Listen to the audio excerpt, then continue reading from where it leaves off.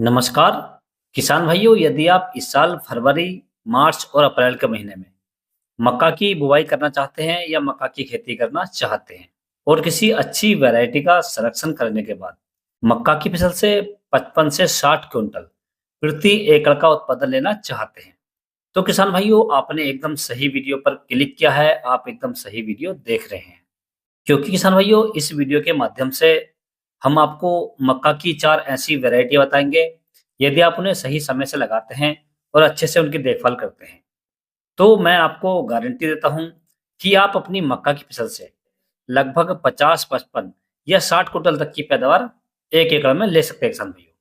तो इन वैरायटियों के बारे में आपको पूरी जानकारी दी जाएगी कि आप इन वैरायटियों को कब से कब तक लगा सकते हैं, इनकी बुवाई करने के लिए बीज की मात्रा कितनी लेनी चाहिए, इन वैरायटियों का जो भुट्टा होता है वो कितने समय में तैयार हो जाता है और इन वैरायटियों की जो फसल है वो कितने समय में पककर तैयार हो जाती है और पकने के बाद में हमें कितनी पैदावार देकर जाती है और इन वैरायटियों के अंदर कौन-कौन सी बीमारियां आती हैं।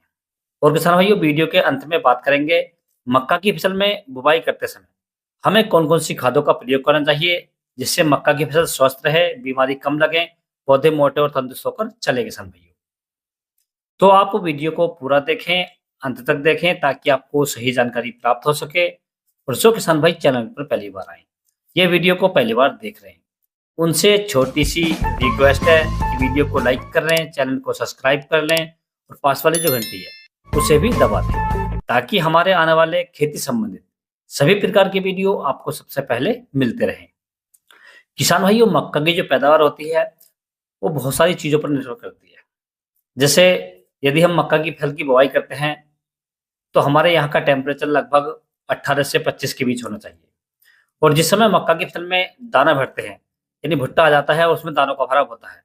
तो उस समय हमारे जो एरिया का टेम्परेचर है, वो लगभग 35 से 38 के बीच होना चाहिए किसान। क्योंकि आपने अक्सर देखा होगा, जब टेम्परेचर 40 से ऊपर जाता है या 45 के आसपास हो जाता है, तो मक्का की फसल में जो भुट्टे होते हैं, वो खाली रह जाते हैं। तो मक्का की जो पैदावार होती है, वो तापमान पर भी निर्भर करती है, गर्मी पर भी निर्भर करती है किसान भाइयों। दूसरा किसान भाइयों, जिस समय आप मक्का की फसल की बुवाई करते हैं, उस समय आपको जो पौधे से पौधे की दूरी है या दाने से दाने की दूरी है, वो लगभग 8 से 10 इंच रखनी चाहिए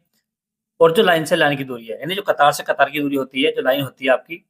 उसकी दूरी आपको किसान भाइयों लगभग 18 से 22 इंच रखनी चाहिए। और यदि आप सूखी ज़मीन में बुवाई करने के बाद सिंचाई कर रहे हैं, यानी बहुत से क्षेत्रों में ऐसा होता है कि जो बुवाई होती है मक्का की बेड पर की जाती है और सूखे में बुवाई की जाती है, उसके बाद सिंचाई करते हैं। तो आप उस बुवाई को भी इस हिसाब से करें कि जो दाने से दाने की दूरी है, वो लगभग 8 से 10 इंच रखें और जो